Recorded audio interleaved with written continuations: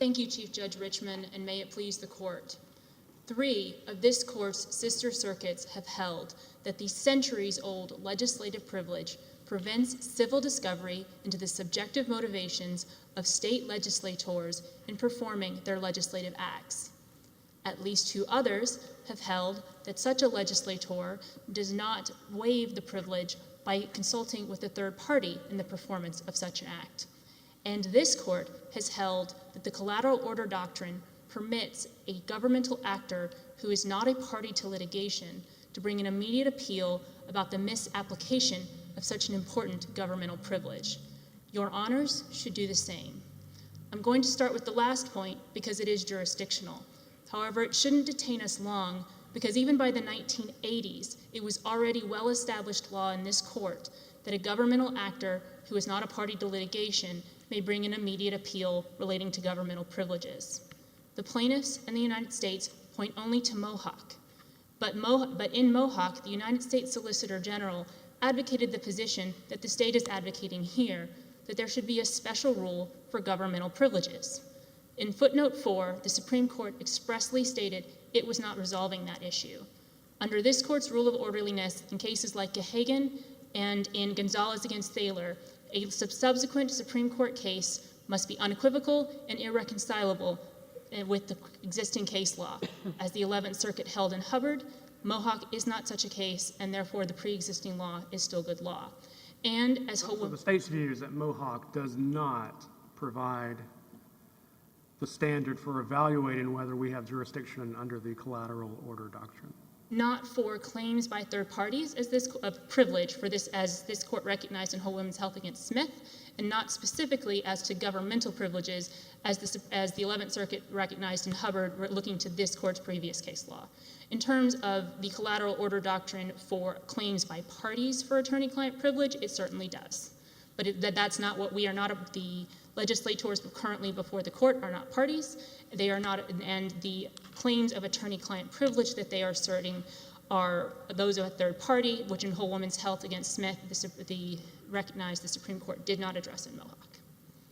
They are also intertwined with the claims of legislative privilege, and so therefore the court would also have jurisdiction under pendant appellate jurisdiction, as the court recognized in Pickett, because due to waiver of interrelated issues, we would not have the ability to raise it after an appeal.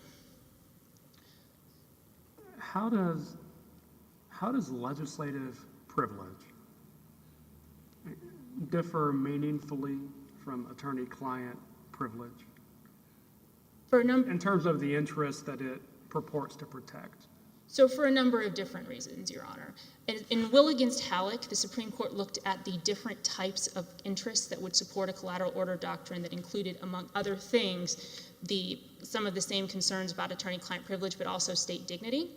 And that is implicated in governmental privilege when it is not for the attorney-client privilege. Moreover, as the United States Supreme Court recognized in cases like Johnson and Helstosky, it is an important both separation of powers and independence of the legislature type of interest. And that is why, even though the the speech and debate clause that applies in the Constitution to Congress does not directly apply to the state legislators, it is applied as a matter of federal common law because we have that same legislative independence concern that does not exist in attorney-client privilege.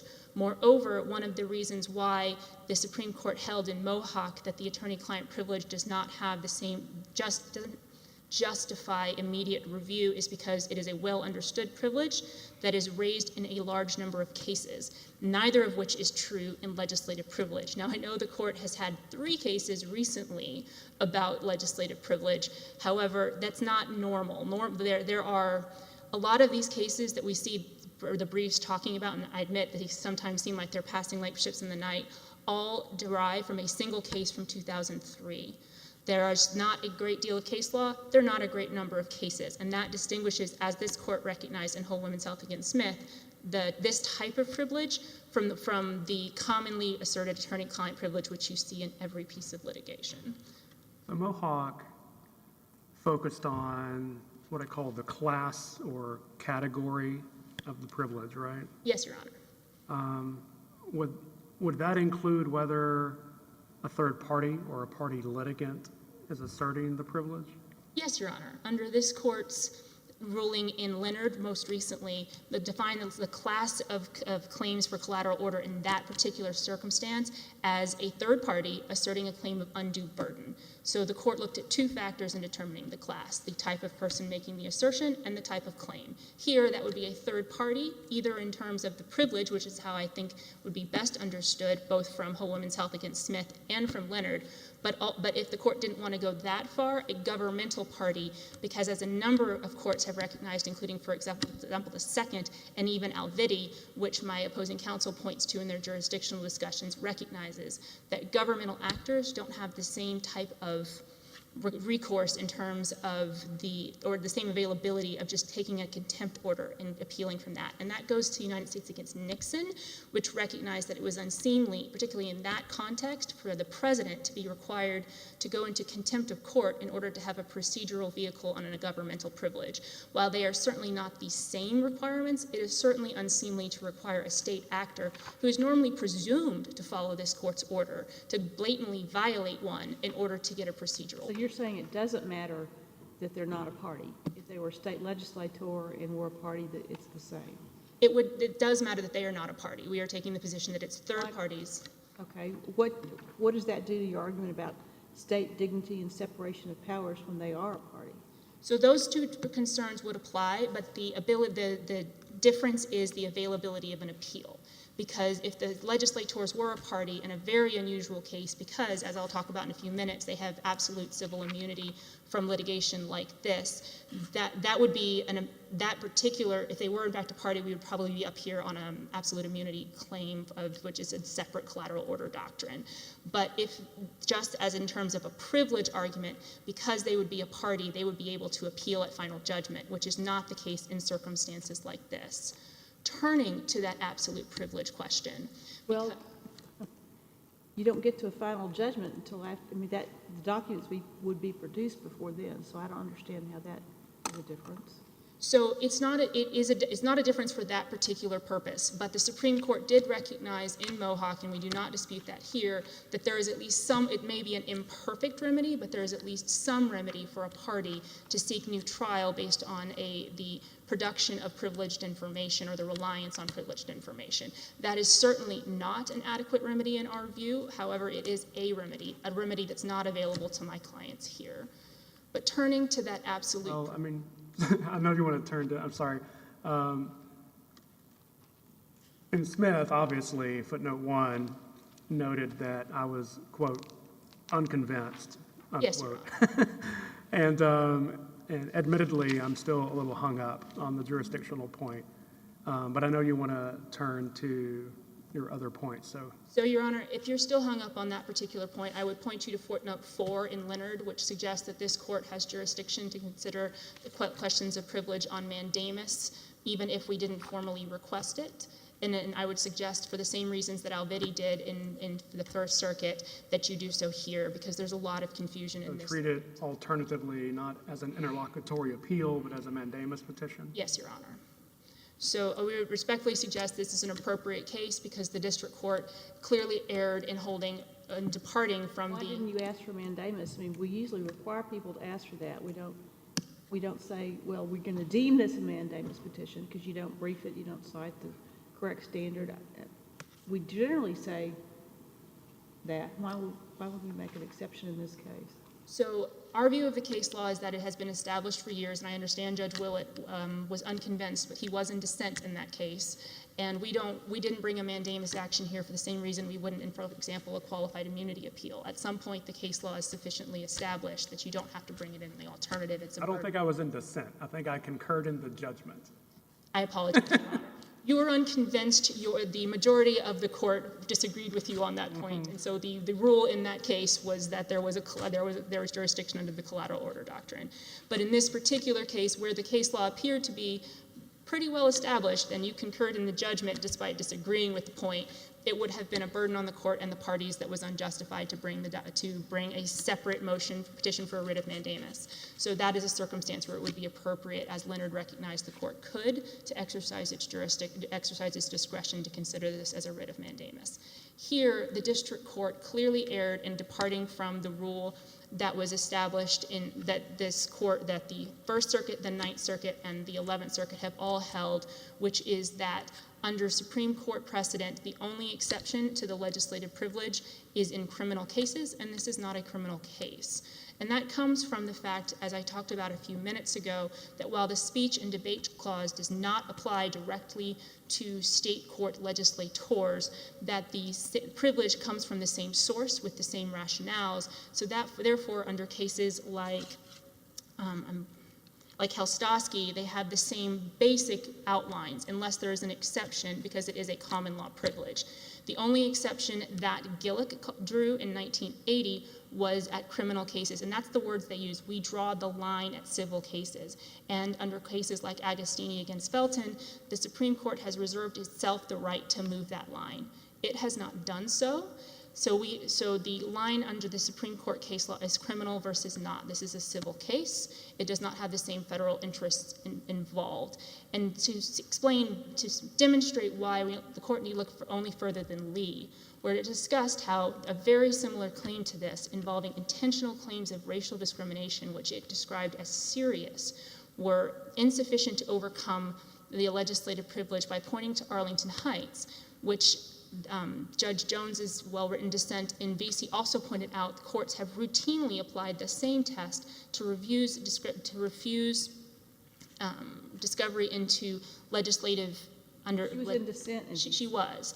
However, this was not the privilege was not in that issue. She was summarizing the case law. We're applying on Arlington Heights, including in Lee, do not get over the legislative privilege because as the Supreme Court recognized in that case, only in exceptional circumstances will legislators be ever even put on the stand, and even then that testimony would often be barred by privilege. This case, while we do not mean to diminish its significance in any way, is not extraordinary as compared to Arlington Heights or the cases that Judge Jones cited.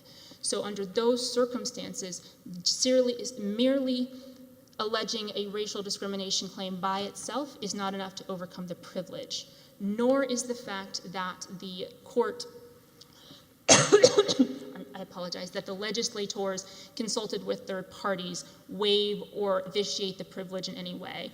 Now, I started off by saying at least 2 courts of your sister circuits have held this because it's a little hard to count noses because some of the courts talk in terms of the extent of the privilege, and they look to cases that are involving the speech and debate clause for the same reason I mentioned before, which is that it's the same origin and the same purpose, so therefore the same general scope. So Alviti, for example, talks about it as the lieutenant governor has the privilege himself, whereas cases like Almonte and Bruce talk about talking to third parties. But they're the same general concept, which is that the privilege protects the legislative process. The legislative process to function under a modern system requires that the legislators be able to talk to people that aren't necessarily, shall we say, W-2 employees, and that it does not by itself vitiate the privilege as long as it is integral to the legislative act, and I believe that's from Gravel.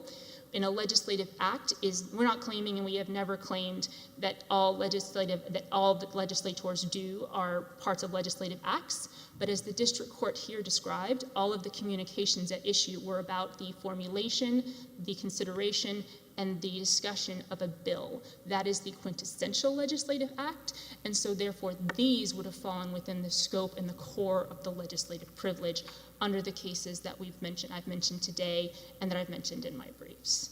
So under this court's sister circuits, and under the Supreme Court case law, including, for example, Gravel and Helstosky, this would be core legislative privilege, and the district court was clearly erroneous to hold otherwise, and we would suggest acted in a usurpation of its role by vitiating an important governmental privilege on the part of a state actor. Unless the court has further questions, I will see you at rebuttal.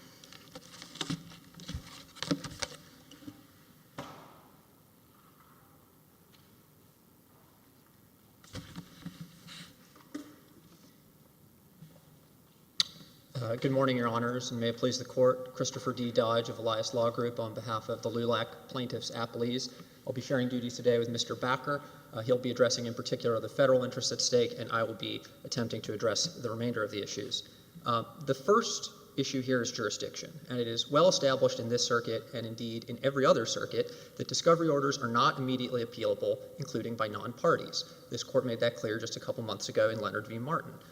Mohawk, in turn, makes clear that the mere assertion of privilege does not make a discovery order immediately appealable on final judgment, and its reasons are persuasive. The court there explained that, quote, appellate courts can remedy the improper disclosure of privileged material in the same way they remedy a host of other erroneous evidentiary rulings, by vacating an adverse judgment and remanding for a new trial.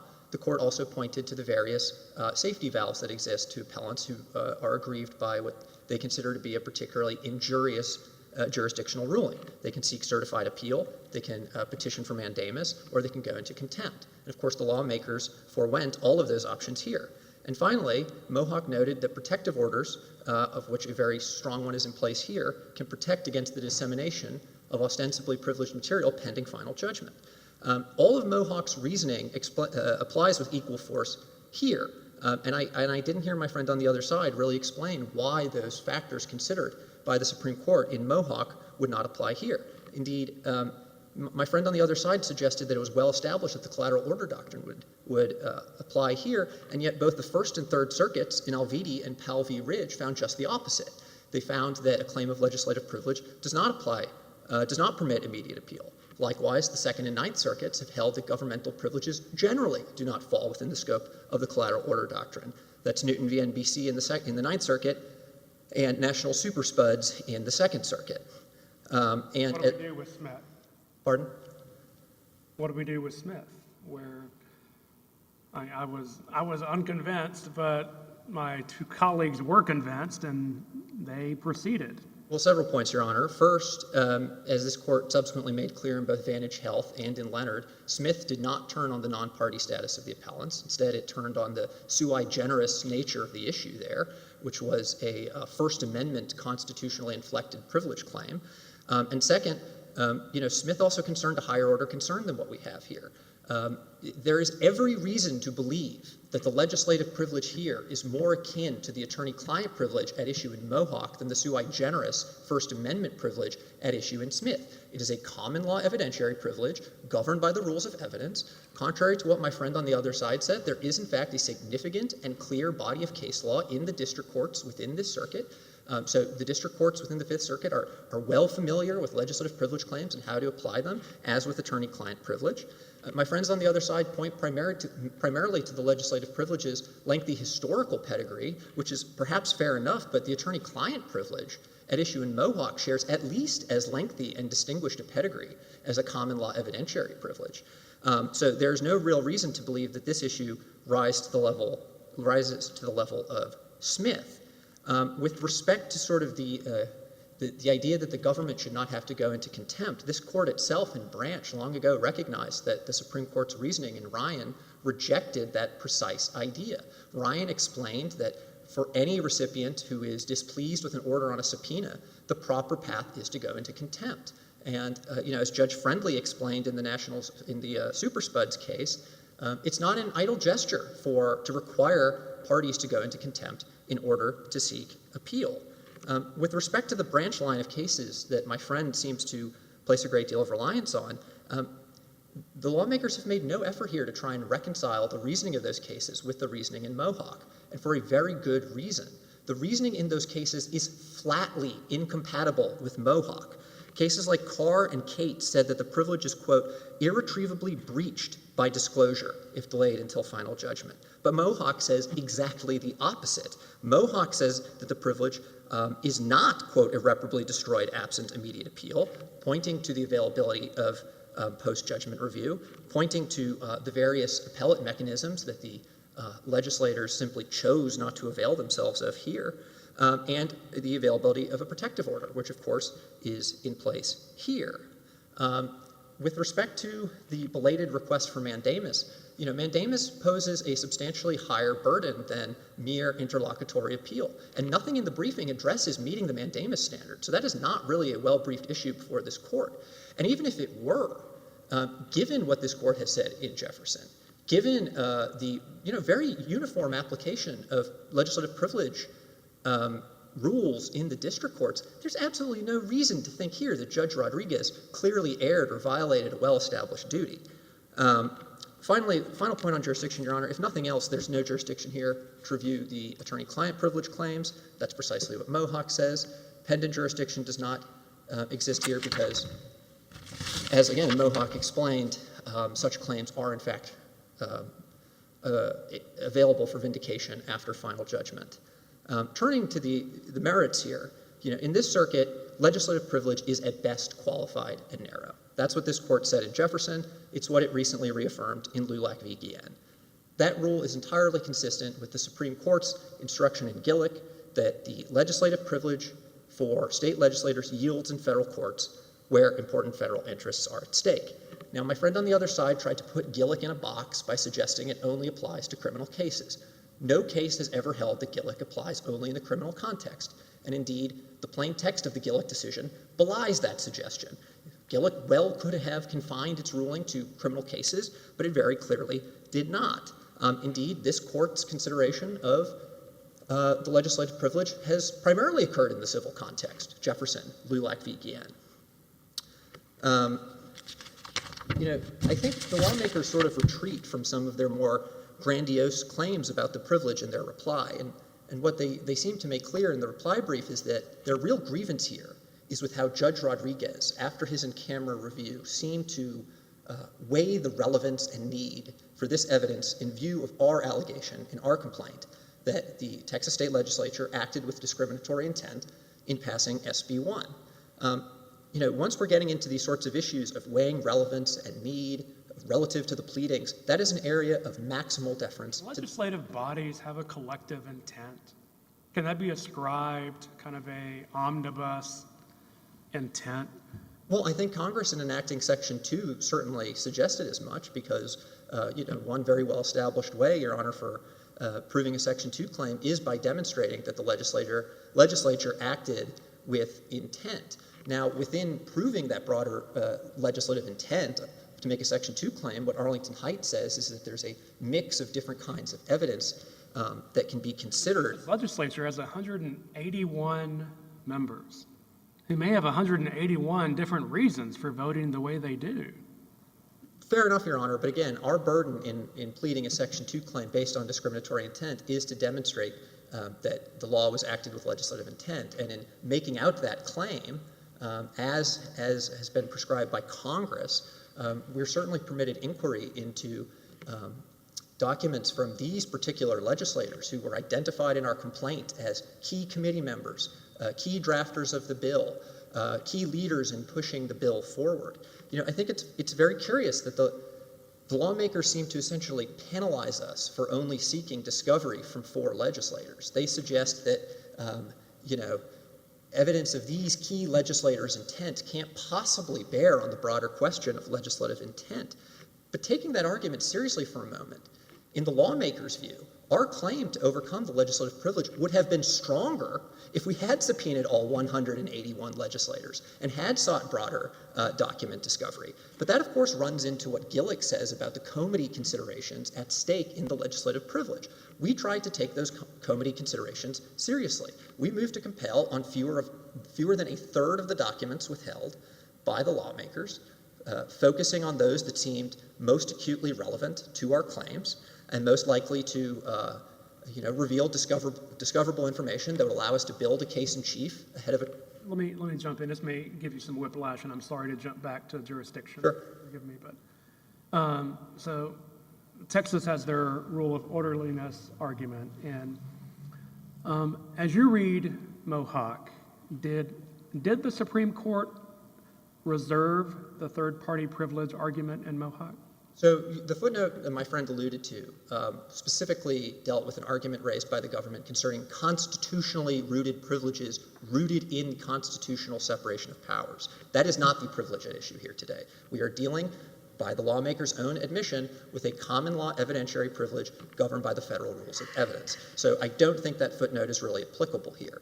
Even if it was not, we still have not heard from the lawmakers any way to distinguish Mohawk's treatment of the attorney-client privilege, which I do think is very similar to the legislative privilege, as a common law concept to distinguish that reasoning.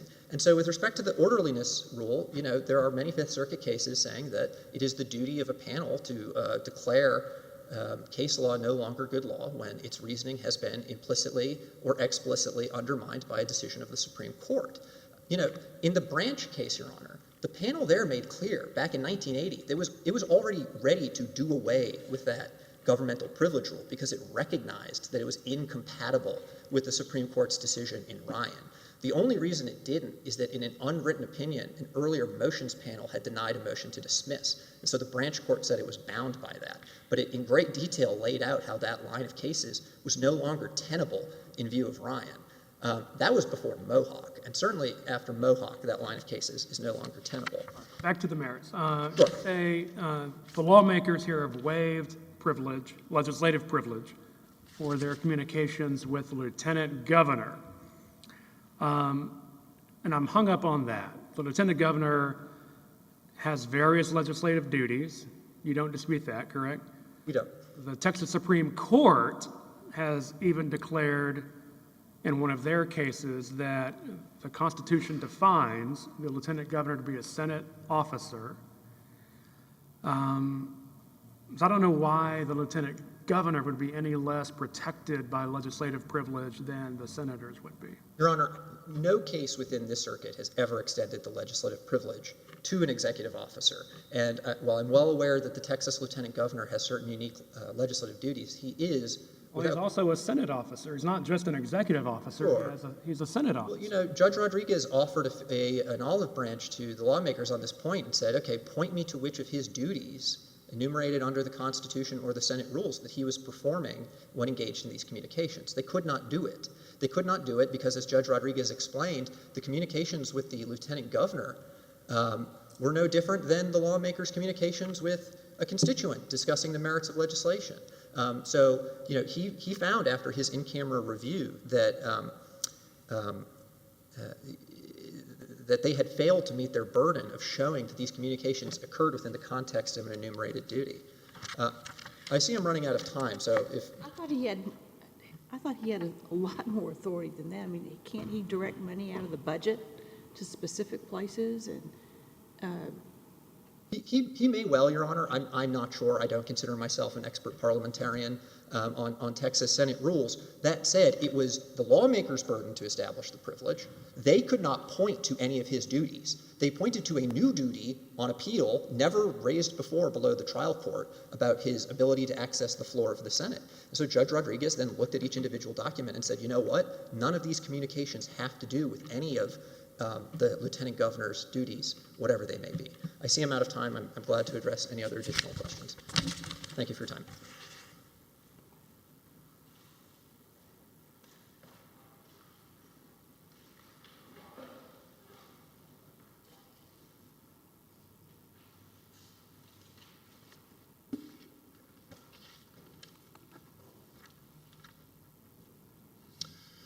Good morning, and may it please the Court, Jonathan Backer for the United States.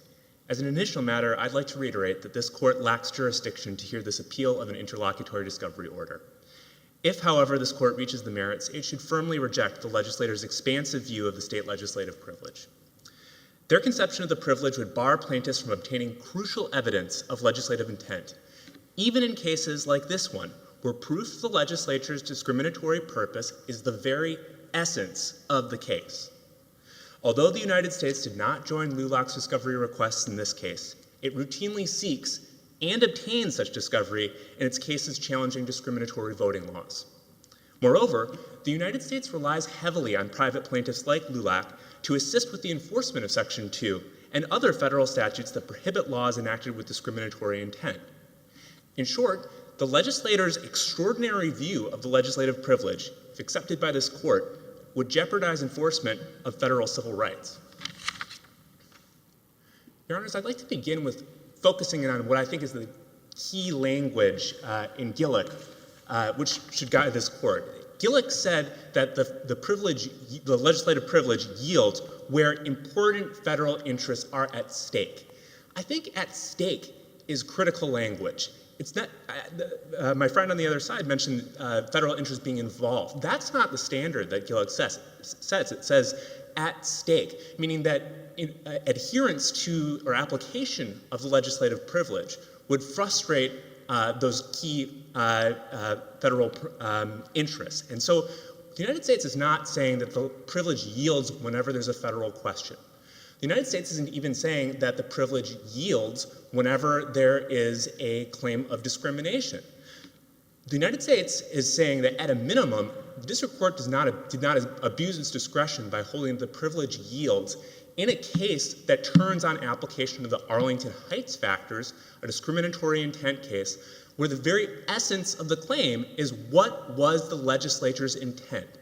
In that context, proof of what motivated the legislators and the legislature as a whole is crucial evidence to make out the Arlington Heights factors. I mean, Arlington Heights itself says that contemporaneous statements by legislatures is highly relevant to assessing the totality of the circumstances in that context. So if plaintiffs in Section 2 cases or other cases where discriminatory intent to the legislature is squarely at issue were unable to obtain this sort of discovery, they'd essentially be making out the entire soup of the Arlington Heights factors with one arm tied behind their back. That can't be the case because remember, this is Congress's statute.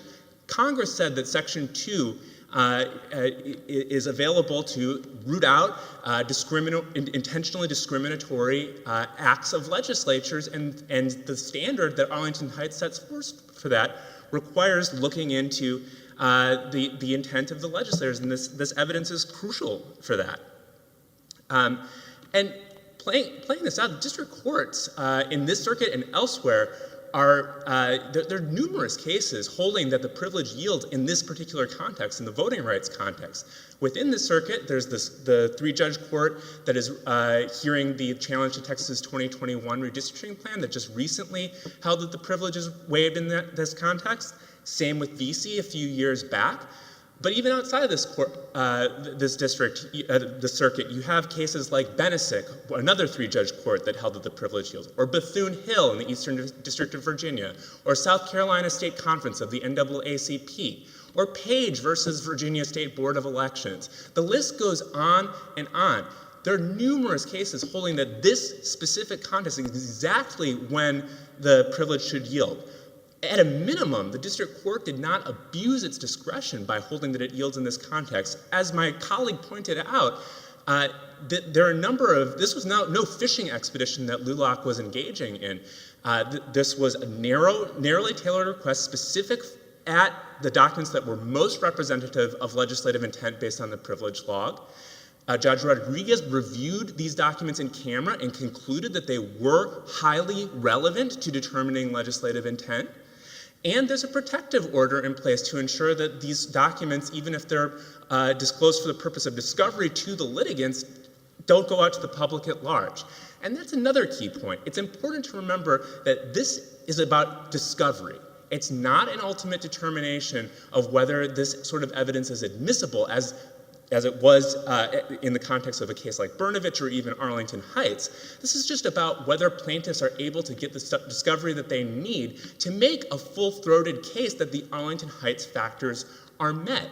So it's absolutely essential, again, that in a case like this one, where the essence of the claim is what was the legislator's intent, what was the legislature's intent, that plaintiffs be able to get this sort of discovery. And it makes no difference that this is a private plaintiff here as opposed to the United States. Judge Gonzalez, he did impose this 5-factor test that is not all that difficult to meet. The court in Arlington Heights left the door open to discovery from legislators in equal protection cases, but only if the plaintiff showed there were exceptional circumstances. And so how can you reconcile the Arlington Heights exceptional circumstances standard with the one the district court applied? So, Your Honor, there aren't that many types of claims where the essence of the claim is what is the legislature's intent. it's really limited to discriminatory intent claims. I'm not saying that there aren't other cases that might arise to that extraordinary level, but the universe that I'm talking about that's relevant in this case is quite limited. But in addition, the Rodriguez factors, I think, provide a higher burden than Your Honor suggested. And you can look to cases, to a case like Citizens Union in the Southern District of New York that agreed with many of all the premises that the United States set forth in its briefing and here argument today in terms of the scope of the privilege, but said that in a First Amendment context where legislative intent really isn't at issue because of O'Brien, the privilege doesn't yield. So there are examples of application of the Rodriguez factors where the privilege doesn't ultimately yield. So I would look to that case for guidance. With that, Your Honor, I'll conclude, Your Honors, I'd conclude by asking that this court dismiss this case for lack of jurisdiction, or in the alternative, affirm the district court's well-reasoned opinion.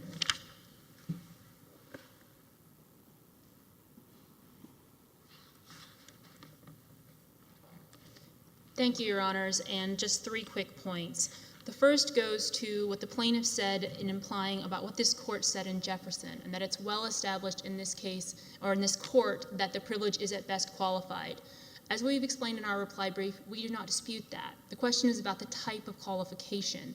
And as the Third Circuit recognized in Ray Grand Jury at page 948 of that opinion, the qualification in Gillick was, and I quote, not based on a general balancing of competing interests that may differ from case to case.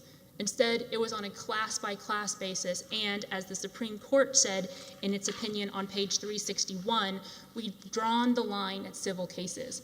That's not an unusual line in this type of privilege. You see it in the secrecy for grand juries as the Supreme Court recognized in Nixon, and as it held in Nixon, that's the line for presidential privileges as well. Turning to my second point, which goes to the question my friend from the United States had just gone on about how this type of evidence is core to this type of claim. He was a little inconsistent in his arguments in that he said he was not saying that it yielded whenever there was a claim of discrimination, only when the intent was core to the claim. But intent is always core to a racial discrimination claim. That the Supreme Court's held that in a number of cases. It was also core to a First Amendment retaliation claim in Hubbard. So in both Hubbard and Lee, your sister circuits held that the privilege did not give way in that context based on this sort of amorphous balancing test that they are providing here. And to show that this type of evidence isn't that core, again, I will point this court to VC, which my friend cited. The court splintered on a number of different issues, but everybody agreed there was not a single scrap of evidence, direct evidence of racial discrimination by the legislators, not even a stray comment, is I believe how Judge Jones described it.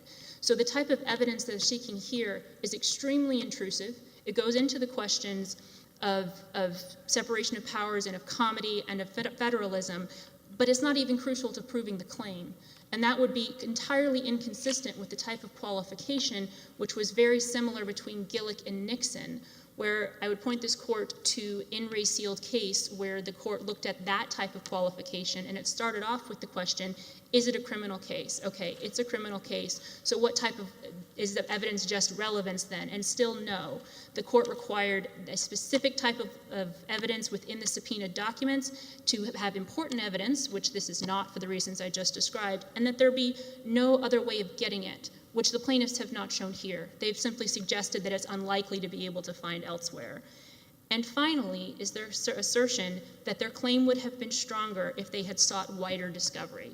Not at all. Their claim would have had the exact same problems, namely that it is an invasion of the legislative independence that is protected by this privilege, and they don't have the same sort of extrapolation problem, but that's not what goes to the privilege and the privilege rules that are being drawn for that purpose. And the purpose of the privilege could not be protected, and the privilege standard could not be met based on just how many people somebody might be subpoenaing 2 years later. That's just not how the analysis goes. That's not what Gillick said. Again, you didn't cite Gillick in either of your briefs, did you? Gillick? Yes, we did, Your Honor. United States against Gillick. Maybe I missed it. Okay. So we certainly did. That in Alvidi, Hubbard, and the Alvidi, Hubbard and Lee were all looking at Gillick, and Gillick is the source of this case law, in re grand jury as well. So and just pausing on Lee before I run out of time, that case, I think, really shows the problems with the plaintiff's argument and the United States' arguments here. The exact same considerations from a federal interest perspective and the exact same considerations from a privilege perspective were at issue, and the Ninth Circuit held because, as Judge Willett pointed out, that in Arlington Heights, only in extraordinary cases will the legislator be on the stand. And even then, there would still be the privileged barring much of the testimony. This is an important case, but it's not extraordinary as compared to all other Arlington Heights cases. So as a result, unless this court is going to say that simply pleading an Arlington Heights claim is enough to overcome the legislative privilege, which my colleagues on the other side seem to suggest they're not even arguing, there is no basis to distinguish this case from Lee or any of the others. Quick Gillick Yes. question. Can you cite a case that has interpreted Gillick as holding that the only context in which legislative privilege for a state lawmaker may be overcome is in a federal criminal proceeding? So the First Circuit and the 11th Circuit both did particularly reserve that question. That's why Lee is so important, because this court doesn't even have to go so far. We think the best reading of Gillick is to say only in criminal cases, but if the court is uncomfortable going that far, Lee would say it's not in this case because it has the exact same type of standard and the exact same type of claim.